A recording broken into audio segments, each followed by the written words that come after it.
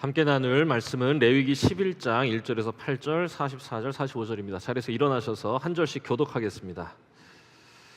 1절에서 8절 함께 읽고 마지막 절 함께 읽고 또 44절, 45절은 한 목소리로 합독하겠습니다. 제가 먼저 읽겠습니다. 여호와께서 모세와 아론에게 말씀하여 이르시되 육지의 모든 짐승 중 너희가 먹을 만한 생물은 이러하니 모든 짐승 중 굽이 갈라져 쪽발이 되고 새김질하는 것은 너희가 먹되 굽이 갈라진 짐승 중에도 너희가 먹지 못할 것은 이러하니 낙타는 새김질은 하되 굽이 갈라지지 아니하였으므로 너희에게 사반도 새김질은 하되 굽이 갈라지지 아니하였으므로 너희에게 부정하고 굽이 갈라지지 아니하였으므로 너희에게 부정하고 돼지는 굽이 갈라져 쪽발이로 돼 새김질을 못함으로 너희에게 부정하니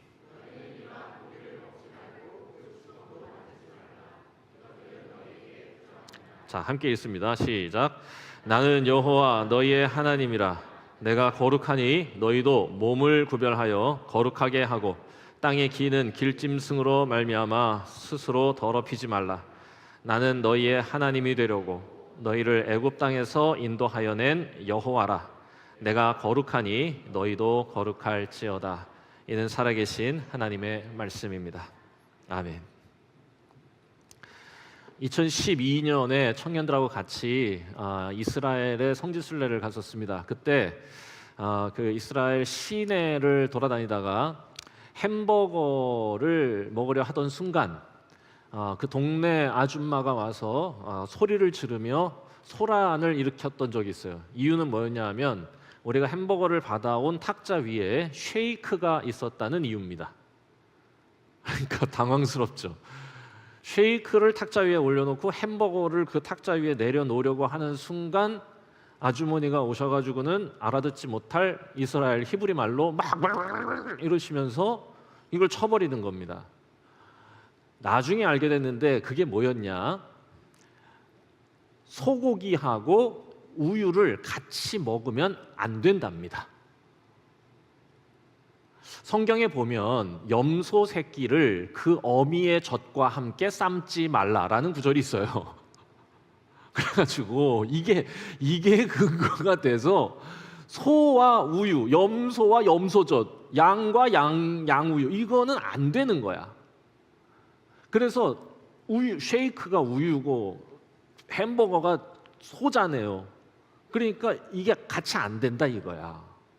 이런 규정을 코셔라고 그럽니다. 이게 유태인들이 지금까지 지키고 있는 적합하다, 온전하다라는 뜻이에요. 이게 코셔가 먹기에 적합한 것. 그래서 이 코셔라고 하는 음식 규정을 굉장히 철저하게 따릅니다.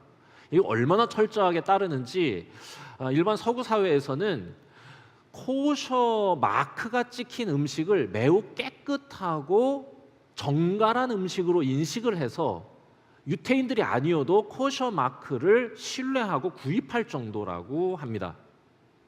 그 코셔의 기반이 되는 말씀이 오늘 이 말씀입니다. 이걸 소위 정결법이라고 하거든요. 11장부터 15장에 나오는 얘기가 정결법인데 이게 뭐냐면 1장에서 10장까지 우리는 예배에 대해서 함께 말씀을 나눴어요. 그런데 11장부터 15장은 예배자에 대한 얘기입니다. 예배자가 어떻게 정결함을 지켜 하나님께 나아갈 수 있느냐의 이야기가 나오는 건데 그 첫 말씀이 오늘 우리가 읽은 동물 섭취법이라고 해야 되나요? 네, 어떤 동물이 허용되는지 자 내용을 잠깐 살펴보도록 하겠습니다.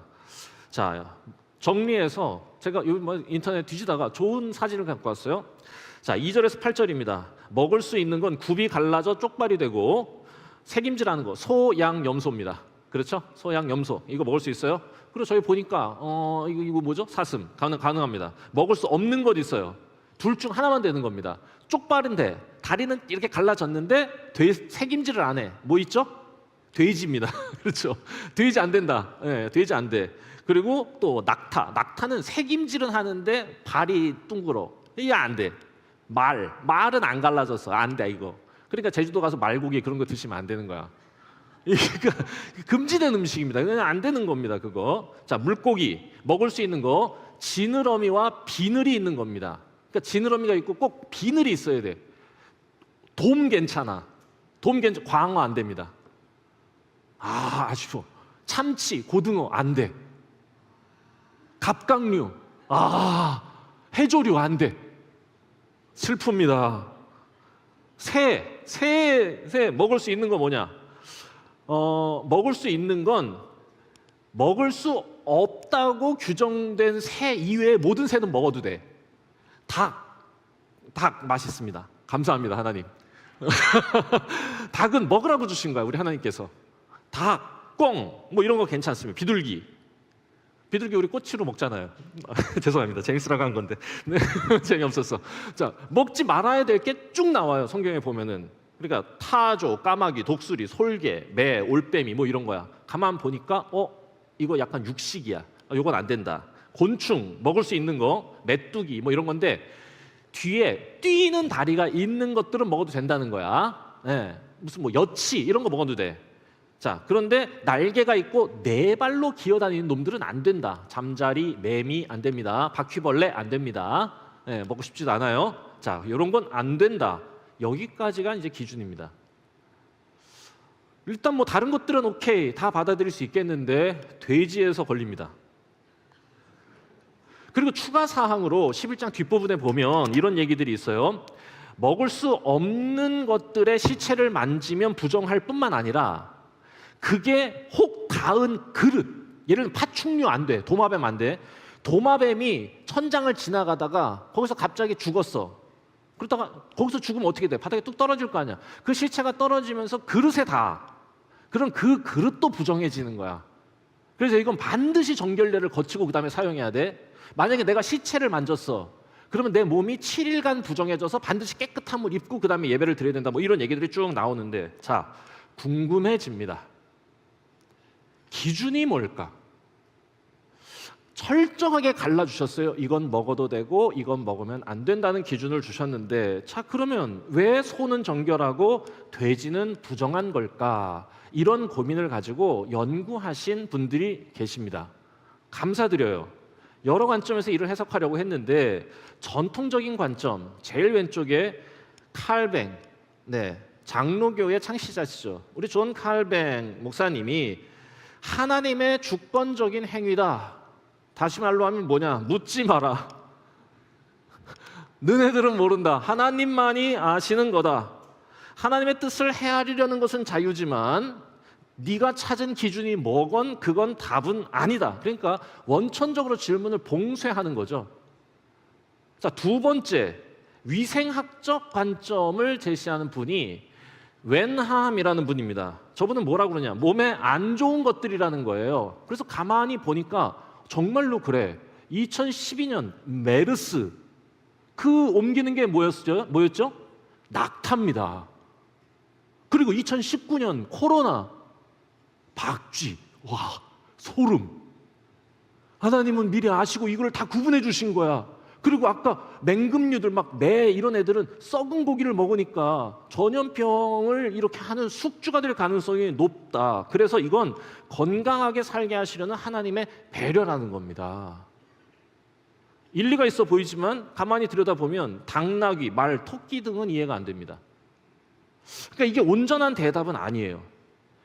밀그롬 가운데 계신 레위기의 최고의 권위자신데 저분은 위생상의 문제가 아니다. 이건 종교의 문제라고 얘기를 하는 거예요. 그러니까 여기서 먹지 말라고 한 것들은 전부 다 이집트에서 신으로 형상화되어 섬겨지던 것들이다.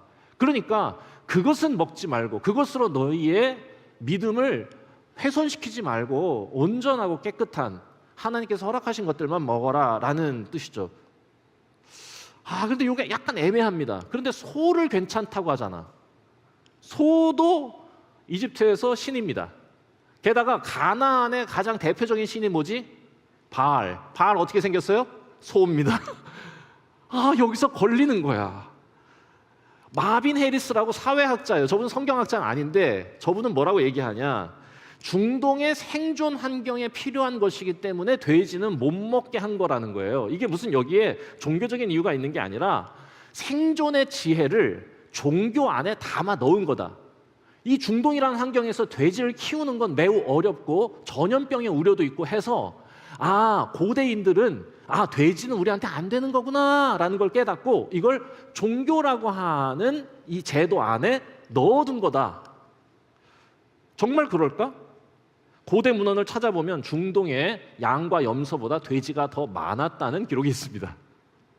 그러니까 이것도 아니야. 상징적 관점 재밌습니다. 제일 저쪽 끝에 계신 약간 퉁퉁하신 분, 찰스 스펄전이라고 하는 아주 위대한 설교가세요. 저분이 저걸 하면서 거의 한 5, 60년 동안 한국 교회에서도 전부 지금 이 본문을 가지고 뭐라고 설명을 했었느냐. 여러분들이 잘 아는 무슨 이동원 목사님이라든지 뭐 이런 분들도 요 본문에서 색임질하는 동물을 먹어야 한다고 하는 건 마치 우리가 하나님의 말씀을 되새기는 것과 같다. 바로 우리의 말씀의 묵상의 상징이다 라고 저분이 설교하신 거야.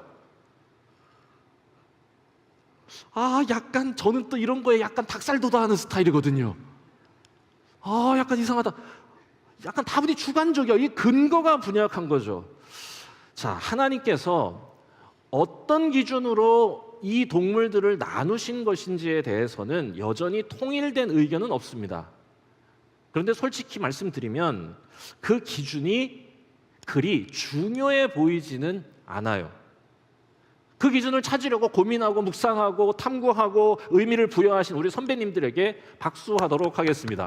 감사합니다. 선배님 감사합니다. 네, 감사합니다. 무시하려고 하는 건 아닙니다. 하지만 한계들이 다 있단 말이죠. 여전히 이건 중요한 일이 아니라고 생각해요. 왜냐하면 이 부정한 짐승들이 처음부터 부정한 건 아니었기 때문입니다. 그러니까 하나님이 처음부터 이 동물들을 부정한 상태로 창조하신 게 아니라는 말이야. 그러니까 상한 채로 창조하셨다 뭐 이런 게 아니야. 예전에 아주 기억에 남는 설교가 하나 있었는데 굴 있죠, 굴. 굴을 안 먹는 목사님이 있었어. 그래서 자기는 굴을 먹으면 굴은 너무 싫대 진짜. 그 느낌이나 이런 게 너무 싫대. 이거는 하나님이 상한 채로 창조하신 거라는 거야. 이 말도 안 되는 소리지.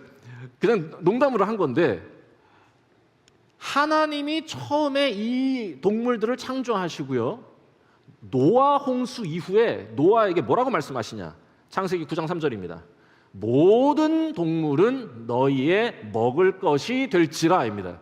그러니까 모든 동물은 실은 다 깨끗하여 먹을 수 있는 것이라고 하셨던 우리 하나님께서 지금 레위기 11장에 와서 돌연 그 입장을 바꾸신 겁니다. 그러니까 이게 뭔 기준이 있어서 그러는 걸까? 살짝 고민도 되긴 하지만 일단 동물 자체의 어떤 더러움이나 해로움이 기준은 아닐 거라는 것은 분명해지는 거죠. 그러면 왜 이런 지침을 이스라엘에게 주시는 걸까?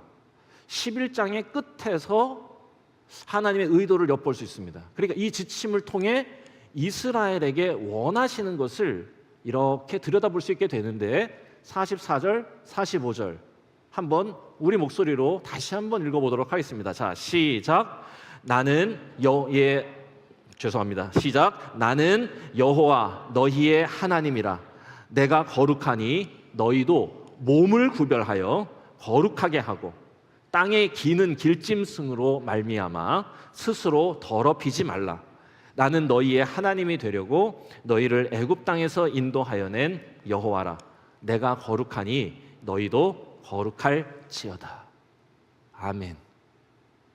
이 지침을 주시면서 하나님이 마지막에 이렇게 결론 지어주세요. 너희 몸을 구별해라. 너희를 구별하려고 난 부른 여호와고 너희도 그렇게 구별되기를 원한다는 겁니다. 아주 더 쉽게 말하겠습니다.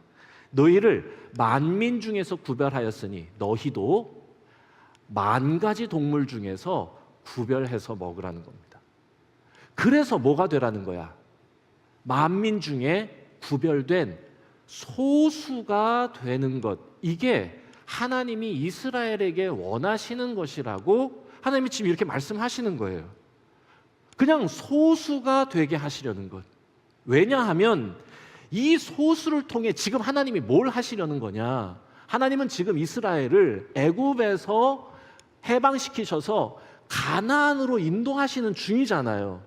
그래서 그 가나안에서 세상에 없던 하나님을 섬기는, 하나님의 뜻을 따라 살아가는, 서로를 사랑하고 남을 위해 자신을 희생하는 사랑의 백성, 믿음의 이야기를 시작하시려고 하는 것이니까 그 소수를 통해 시작하시기 위해 너희가 소수됨을 기억하라는 겁니다. 저는 이게 너무 이해가 되고 아 그렇구나라고 이게 끄덕여졌어요. 왜냐하면 이후에 사사기에 보면 기드온이 300용사를 뽑는 그 과정이 나옵니다. 여러분, 기드온의 300용사가 어떻게 뽑혀졌냐? 어떻게 기억나세요? 처음에는 되게 많이 왔어요. 그랬다가 10,000명으로 줄어요. 자, 두려운 사람 다 가세요. 이랬더니 싹 다 가가지고 10,000명만 남아. 그 다음에 이제 10,000명도 많은 거야. 그래서 하나님이 두 번째 지침을 줍니다. 두 번째 지침이 뭐냐? 저기 가서 물 먹으라고 그럽니다. 그랬을 때 사람들은 다 너무 막 목이 마르니까 다 가가지고 이렇게 무릎을 꿇고 거기서 막 이렇게 벌컥벌컥 하고 물을 마셨네. 그런데 무릎 꿇고 물 먹지 않고 그냥 핥아먹은 애들이 몰라. 어떻게 뭐가지 몰라. 하여간 그게 뭐가 중요한 게 아니야. 그런데 딱 보니까 9,700명은 그렇게 먹고 300명은 그렇게 먹었네. 좋아. 나머지 다 가고 오케이 얘네. 행위가 중요한 게 아니라 소수를 구별하시기 위한 거였죠. 그러니까 하나님은 동물 자체의 어떤 더러움이나 해로움의 관심사가 아니었던 것 같아. 그 일을 실천하는 우리에게 관심이 있으신 겁니다. 그러니까 하나님을 위해서 우리 마음을 우리 구별하기 원하는 우리 몸을 보기 원하시는 것. 말씀 보겠습니다. 레위기 20장에 다시 한번 반복적으로 말씀하시는데요. 보겠습니다. 자, 한 목소리 읽겠습니다. 자, 시작. 너희는 짐승이 정하고 부정함과 새가 정하고 부정함을 구별하고 내가 너희를 위하여 부정한 것으로 구별한 짐승이나 새나 땅에 기는 것들로 너희 몸을 더럽히지 말라. 너희는 나에게 거룩할지어다. 이는 나 여호와가 거룩하고 내가 또 너희를 나의 소유로 삼으려고 너희를 만민 중에서 구별하였습니다. 반복적으로 계속 말씀하시는 겁니다.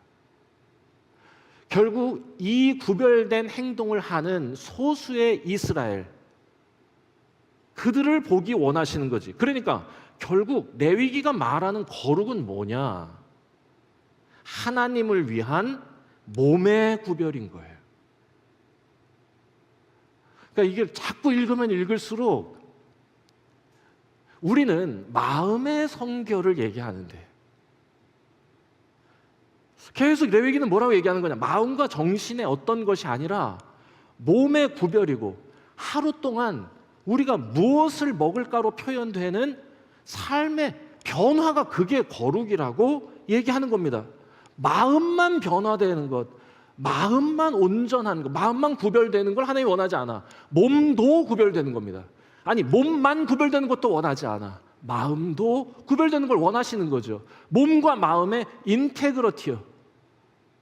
지금 레위기가 우리에게 이걸 얘기하시는 겁니다. 그러면서 뭐라고 얘기하는 거냐? 지금 나 자신이 하나님께 드려질 수 있는 상태인지를 점검하라고 우리에게 요구하시는 것이라고 저는 이거 읽어야 된다.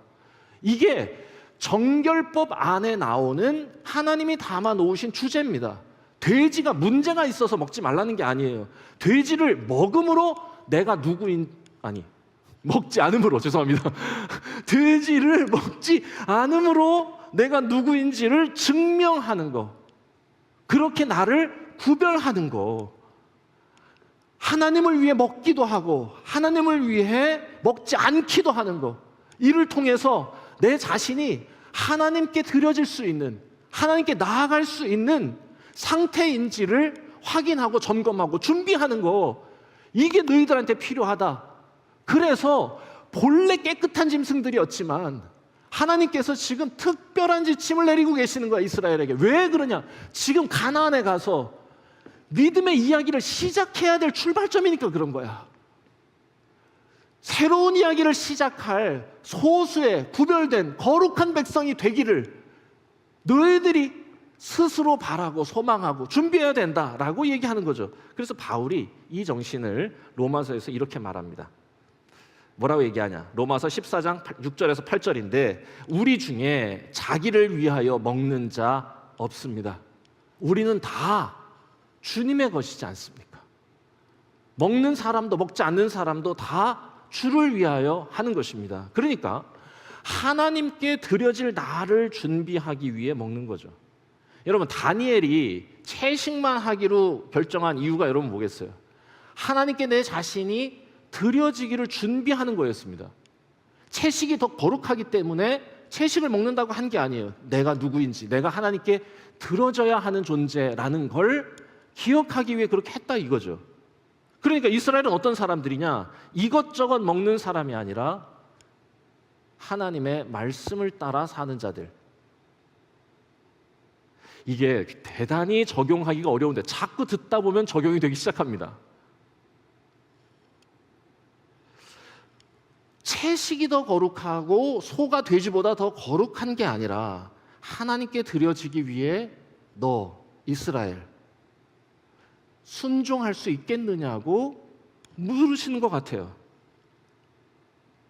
오늘 우리에게도 그렇게 물으시는 겁니다. 하나님이 정하신 일들을, 하나님이 말씀하신 일들을 너 중앙교회 순종할 수 있느냐? 라고 얘기하시는 거예요. 그러니까 굳이 그 기준을 이렇게 나누라고 그거 찾지 말라. 더 좀 멀리 가보겠습니다. 창세기 3장에 선악과요. 선악과를 먹고 아담과 하와는 원죄에 빠졌다고 우리는 다 알고 있는데 선악과가 더러운 걸까요? 아니에요. 선악과는 무슨 부정하고 더러운 거여서 그걸 먹어서 무슨 뭐 효염이 생긴 그게 아닙니다. 선악과가 더럽기 때문이 아니라 그들이 불순종한 게 문제라는 거죠. 그러니까 동물의 정하고 부정하고의 문제가 아니라 명령에 순종할 수 있느냐. 그러니 너희들 먹을 때마다 하나님께 드려져야 할 나를 기억하고 순종하며 살아가기를 다짐하라고 주시는 말씀입니다. 그 순종하는 거룩한 삶으로 우리를 초청하는 것이다로 저는 이 말씀을 읽었습니다. 너도 그렇게 할 수 있겠느냐? 그럼 남은 한 가지 질문. 목사님, 이거 지금 지켜야 합니까? 아니죠. 우리 이미 지키지 않고 있죠. 네, 이미 돼지에서 우리 끝났습니다. 이미 주식이야. 우리는 돼지가 주식입니다. 소 잘 안 먹어. 우리 소를 못 먹어. 뭐 안 먹는 건 아니고 잘 못 먹어. 너무 비싸. 네. 너무 비싸서 그건 거룩한지는 알겠죠. 못 먹겠어요.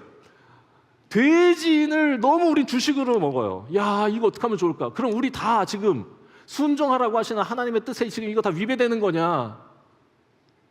우리 주 예수 그리스도께 감사드립니다. 예수님께서 오셔서 이 한시적인 음식 규정을 철폐해 주셨습니다. 할렐루야. 아, 이거 너무 감사해. 이야, 그러니까 이게 기준 따위가 내가 필요 없다고 강하게 얘기할 수 있었던 겁니다. 아니, 왜냐? 한시적인 거야. 그 가나안 들어가기 전에 잠깐 주셨다가, 아니 이미 깨끗한 거였어. 노아 때 이미 다 먹어라고 하셨던 걸 이스라엘이 저희 들어갈 때 잠깐 주셔서 너희들의 순종을 보기 원한다는 거야. 왜냐? 너희들의 삶의 모든 이야기가 하나님께 드려져야 할 거룩한 작품이 되어야 하니까. 그리고 그 소수인 너희를 통해서 모든 민족과 열방에 그 아름다운 이야기가 펼쳐져 나가고 그 작은 가나안의 이스라엘이 아니라 온 백성, 온 세상을 구원하시는 거대한 하나님의 구원 역사가 성취되어야 하니까. 그래서 잠깐 그 소수의 이야기를 만들 동안 그 기준을 주셨다가 예수 그리스도께서 1500년 뒤에 이 땅에 오심으로 그분이 우리에게 뭐라고 말씀하시냐? 입으로 들어가는 것이 너희를 더럽게 하는 것이 아니다. 입에서 나오는 게 더러운 것이다. 할렐루야입니다. 모든 것을 다 허락해 주셨어요. 맞습니다. 예수님께서 오셔서 다 철폐하셨어. 다시 입으로 들어오는 모든 것이 정하다. 그리고 동일한 이야기를 성령께서 베드로에게 사도행전 10장에서 얘기해 주십니다. 자, 사도행전 10장 말씀 저기 보니까 아시죠? 꿈을 꿉니다. 베드로가. 그래서 꿈에서 보자기가 하늘에서 내려왔는데 그 안에 무슨 뭐 기는 것들 막 다 들어있어. 그러는 걸 보면 하나님이 얘기하셔. 베드로야 일어나 잡아먹어라. 그랬더니 베드로는 너무 잘 알잖아. 저거는 안 되는 거예요. 우리에게 허락된 게 아니에요. 코셔 아니에요. 이랬더니 그때 하나님께서 뭐라고 하시냐. 하나님께서 깨끗하게 하신 걸 네가 속되다고 하지 말아라. 저게 뭐냐. 다 철폐한다. 다 먹어라. 너무 감사합니다. 드디어 우리는 돼지 먹을 수 있도록 다 허락받았어요. 참치 좋아요. 광어 좋아요. 좋아요. 다 먹을 수 있게 됐어요. 그러니까 다시 모든 걸 풀어주셨다. 자, 하지만 잊지 말아야 할 것. 2025년 예수 그리스도로 인하여 모든 음식이 허용된 우리가 이 말씀을 읽어야 할 이유.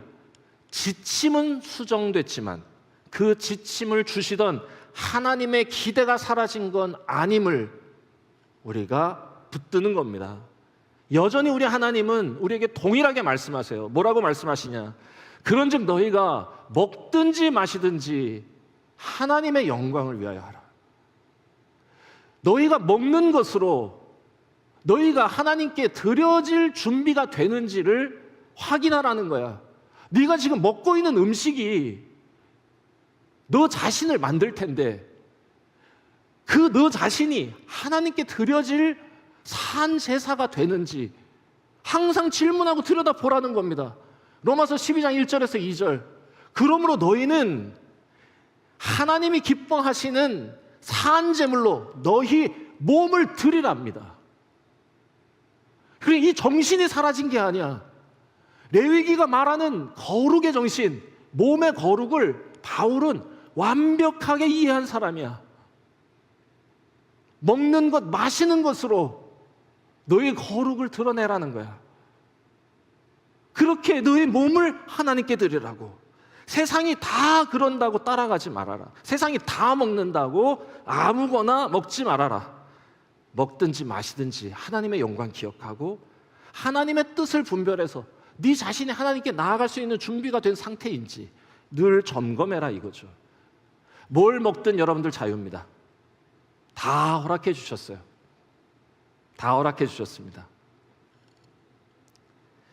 하지만 뭘 먹든 하나님께 드려야 할 나 자신을 준비할 수 있어야 한다. 술 먹어도 됩니까? 담배 펴도 됩니까? 이런 자세한 적용은 여러분 각자의 몫입니다. 많은 생각을 하게 하는 말씀이라 생각했어요. 말씀 정리하겠는데 오늘날에는 사라진 이 규범을 굳이 읽고 이 말씀을 함께 나누는 이유는 하나님이 결국 우리에게 바라시는 건 몸의 거룩이라는 거예요. 마음의 정결함만으로 스스로 자신을 위로하지 말고 여러분 마음의 거룩함을 여러분 몸의 거룩으로 나타낼 수 있기를 바랍니다. 뭘 먹느냐, 무엇을 마시느냐, 그 문제다 이거죠. 솔직히 요즘 우리나라는, 아니 전 세계는 모든 게 허용된 과잉 허용의 시대를 살아가고 있습니다. 그래서 우리가 지켜야 할 것들은, 우리가 스스로 제한해야 할 것들은 무엇인지 스스로 찾아야 하고 스스로 다짐해야 하는 시대라고 생각합니다. 모든 것이 허락됐지만